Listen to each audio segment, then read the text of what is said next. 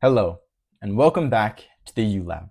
So I just had my first therapy session in years, and honestly, it was really good. Definitely a lot better than I expected. And of course, I told my therapist some of the things that I had been diagnosed with mentally. One of those things is what is called schizoaffective disorder. And while we were talking, I realized that I'd never actually done any research into schizoaffective disorder. I was raised in a doomsday cult where I was under the belief that any day the world was going to end. And so planning and even looking towards your future was not important. I didn't think it was necessary. And so I never thought it'd be necessary to look into my disorder and learn about it, learn about things that would help, learn about things that are not good. And so yeah, that's pretty much what we're gonna do today. And even then, I wanted to do this series where I educate myself on different mental disorders so that I can better understand how people who have them think and ways that I can help them. And so without any further ado, welcome to the first episode of Wired Differently. I like to think of people like myself who have these different mental disorders as being wired different instead of being bad. I do think it's important for one to have a good perspective on mental disorders, especially if they have one themselves. If you have been diagnosed with a mental disorder, I think it's very important for us to look at ourselves as people who are different and not people who are bad or messed up. And so, like I said before, for the first episode of Wired Differently, we're going to be looking into schizoaffective disorder. Okay, I had to move the camera a little bit so that I can actually see the computer. So I pulled up this website called Mayo Clinic where it has this article on schizoaffective disorder. And first off, we're going to read some of the symptoms and causes. And yeah, let's just go ahead and get started. Overview. Schizoaffective disorder is a mental health condition that is marked by a mix of schizophrenia symptoms, such as hallucinations and delusions, and mood disorder symptoms, such as depression, mania, and a milder form of mania called hypomania. Now for me, I constantly have hallucinations. I am on medication at the moment, but even then, the hallucinations don't fully disappear. And in my life, I've struggled a lot with depression and mania. And I actually am familiar with this term hypomania as someone in my family actually also got diagnosed with this as well. Hallucinations involve seeing things or hearing voices that others don't observe. Delusions involve believing things that are not real or not true. So I have had my doubts in the past about if I am schizoaffective or not. Maybe that is just my mind kind of battling with itself. Like I said, I have had hallucinations, especially audio ones. I definitely talk to people who are not there. And now I'll only really get visual hallucinations when I'm extremely stressed out. As far as delusions go, I wasn't a cult my entire life, so that definitely probably didn't help because I believed everything that was just not true. The two types of schizoaffective disorder, both of which include some symptoms of schizophrenia, are bipolar type, which includes bouts of hypomania or mania and sometimes major depression, and depressive type, which includes only major depressive bouts. I was diagnosed with the bipolar type. Especially in the past, I had extremely high highs and very low lows, and my mood would switch literally in an instant. Schizoaffective disorder may affect people differently. Schizoaffective disorder changes how people think, feel, and act. When it isn't treated, the condition can make it hard to function at work or school or in social settings. It also can cause loneliness. People with schizoaffective disorder may need help and support to live their daily lives. Treatment can help manage symptoms and make quality of life better. Now, I was diagnosed with schizoaffective disorder when I was fairly young. I believe I was maybe 15 or 16 when I got diagnosed with it. And I was homeschooled from 6th grade to when I graduated high school. So I didn't really notice much of a difference, I guess, in my day-to-day life. For the most part, I was just at home all the time. And because I was a kid, I was getting help to live my daily life regardless. So I'm not too sure what my life would look like now if I was off my medication, but that's one of the good things about being able to get treatment is that I don't even have to know what the downside looks like. And I think it is important to state that even on medication, these symptoms don't fully go away. Life is still fairly harder to live, especially when it comes to you talking to people that are not there. So now we're going to go into some of the symptoms. Schizoaffective disorder symptoms may vary from person to person. People with the condition have psychotic symptoms, such as hallucinations and delusions. They also can have symptoms of a mood disorder. This type of schizophrenia could be the bipolar type, which features bouts of mania and sometimes depression. Or it could be the depressive type, which features bouts of depression. How schizoaffective disorder starts and how it affects people may vary, but defining features include a major bout of depressed or manic mood and at least a 2-week period of psychotic symptoms when mood symptoms are not present. That last part is pretty interesting to me. The idea that, when the mood symptoms are there, you may not face the psychotic symptoms as much, but when the mood symptoms are not present, you may have this 2-week period of facing the psychotic symptoms. Symptoms of schizoaffective disorder depend on the type, bipolar or depressive. Symptoms may include delusions, having false, fixed beliefs despite facts showing that they're not true. Like I said, I was brainwashed from this stupid cult, so I believed a lot of things that were not true. Technically, those are delusions, but I don't really think it was my fault because, I had no choice. Hallucinations, such as hearing voices or seeing things that others don't observe. I always had one story that I would always go to when explaining my symptoms to other people. So this one time I was with a group of friends at the mall. I believe we were gonna watch that new Puss in Boots movie at the time. But while at the mall, me and one of my friends were a little bit ahead of the group and we were talking about whatever. The rest of my friends were behind us, not too far behind us, but they were behind us. And as me and her were talking, I heard one of my friends behind us yelling something. And so we look back and we see one of my friends yelling at us. Just to preface this, in the cult, everyone used to call me Junior and not Javier. And so the thing that my friend was saying was, Junior is having a schizo attack.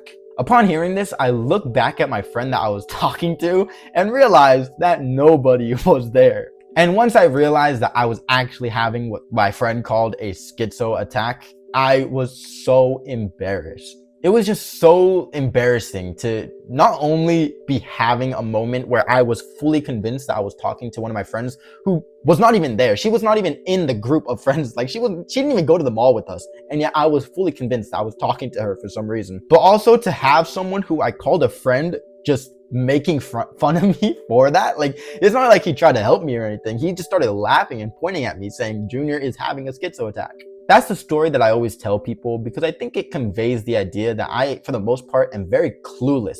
I don't really know if who I am talking to is there or not.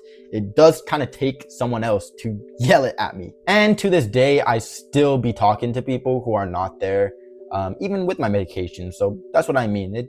Medication doesn't take away all the symptoms. It just helps with them. Going back to the list of symptoms, we have disorganized thinking and speech, bizarre or unusual behavior, symptoms of depression such as feeling empty, sad, or worthless. That one specifically I can definitely attest to.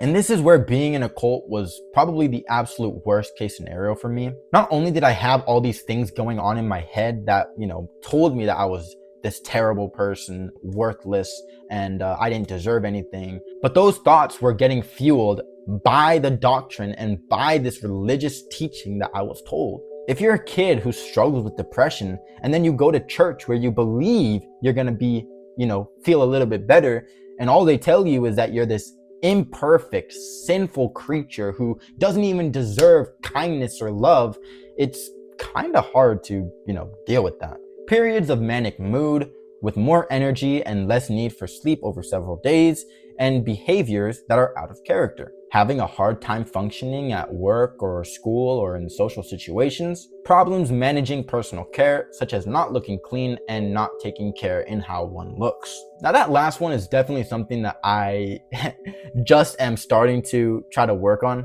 For some reason, I go very long periods of time without getting a haircut, which is not even because I think my hair looks good. I hate my hair when it is super big and puffy, but I just don't care enough to actually get it, cut. And so that's why, I think I'm looking pretty good now. And even then, shaving. For some reason, I used to never shave.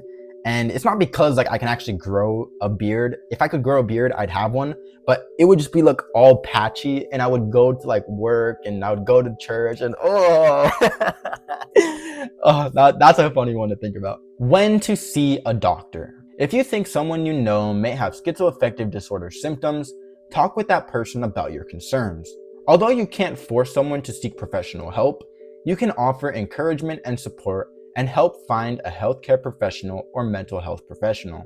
Now, this is something that I am very grateful of. Growing up, my family was not very supportive of the idea of mental health.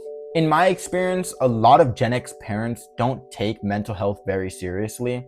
And I now understand that it's just because of the time period they come from. When our parents were growing up, mental health and mental illness was very taboo, and no one really thought it was important to talk about. But now we've seen a lot of progress in mental health awareness, and now my parents, especially, I'm so grateful, are a lot more supportive of mental health.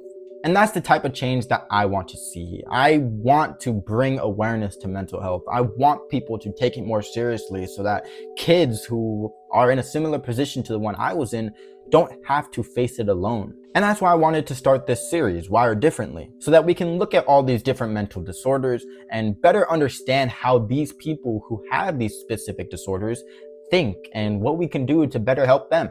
If you're concerned about a loved one's safety or ability to get food, clothing, or shelter, you may need to contact emergency responders, a mental health hotline, or a social service agency to get help from a mental health professional. Suicidal thoughts or behavior. A person with schizoaffective disorder may talk about or attempt suicide. If you have a loved one who is in danger of suicide or has attempted suicide, make sure someone stays with that person.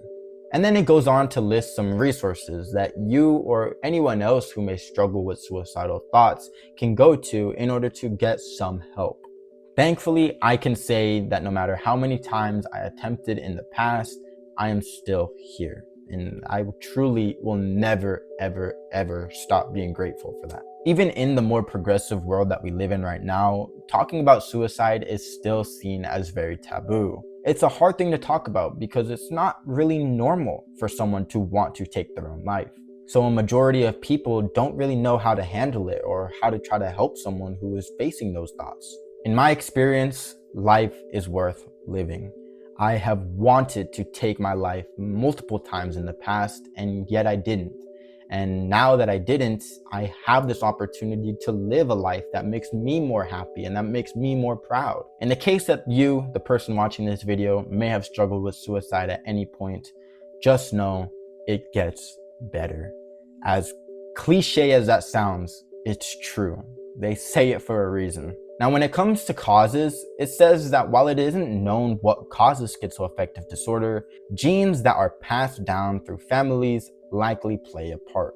Now, this one is pretty interesting to me as I talk to my mom a lot, and a lot of the things that I deal with, or a lot of the things that I think of in my head, she also thinks of, and she kind of thinks a very similar way to me. And my father also struggles with some mental disorders. However, he just hasn't been diagnosed yet and probably doesn't plan to. But to me, it makes complete sense. Like, everything about our makeup as humans comes from our parents. So, of course, if they have something, I mean, it just makes sense, right? That there's a chance that we could have it. Risk factors. Factors that raise the risk of developing schizoaffective disorder include having a close blood relative, such as a parent or sibling, who has schizoaffective disorder, schizophrenia, or bipolar disorder, stressful events that may cause symptoms, which is kind of what I was talking about before. For me, the worst symptoms I ever faced in my entire life came when I was under extreme stress. And for the final risk factor, taking mind-altering drugs, which may make symptoms worse when an underlying problem is present. Complications.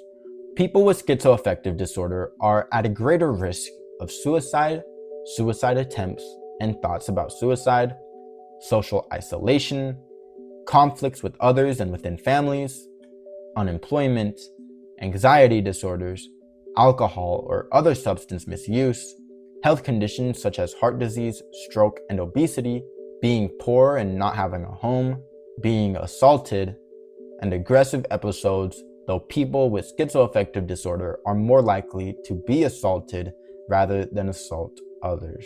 Wow, this was a really heavy episode. But honestly, I think it's good. It's really good for us to have these conversations. Even if they're hard and heavy, it's really important to help people to understand what someone like me is going through. And it's especially important for me to understand what I'm going through and, things that could make it worse for me. And now before we end the video, we'll just go through this final little section of the article called Coping and Support. It says, if you have schizoaffective disorder, you'll likely need ongoing treatment and support.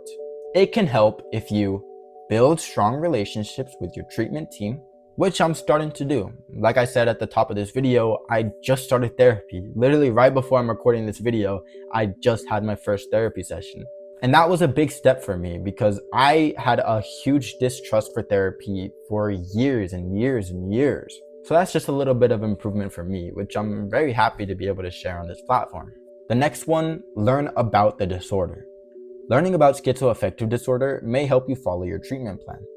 Friends and family also can learn more to understand the disorder and be more compassionate. I think it is so important to try to support the people who have certain mental disorders that make it a little bit harder for them to live their life. I think it's very important as family and as friends to do research into those disorders so that you can better understand how they think, because if you know how they think, then it'll make everything so much easier, whether it be communication, expectations, and support. Pay attention to warning signs. Get more sleep. That one's probably pretty important for me. Stay focused on goals. Managing schizoaffective disorder is an ongoing process. Keeping treatment goals in mind can help you stay motivated, manage the condition, and work toward your goals. That's a pretty interesting one. I'll keep that one in mind. Don't use alcohol or drugs.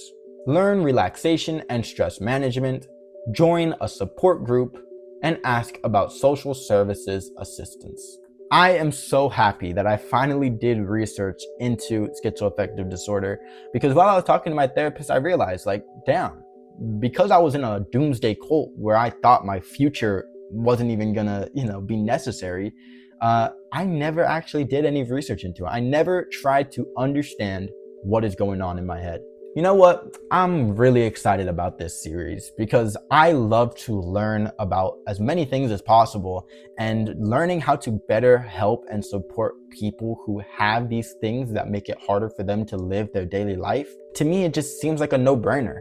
Thank you so much for watching this video. I genuinely really enjoyed making it. A very educational video for me. And hopefully if anyone watched this video, it was educational for you as well. As always, here is the song of the day. Thank you for watching, if you did. And if you did watch this video, just remember, never stop learning. Thank you. I'll see you later.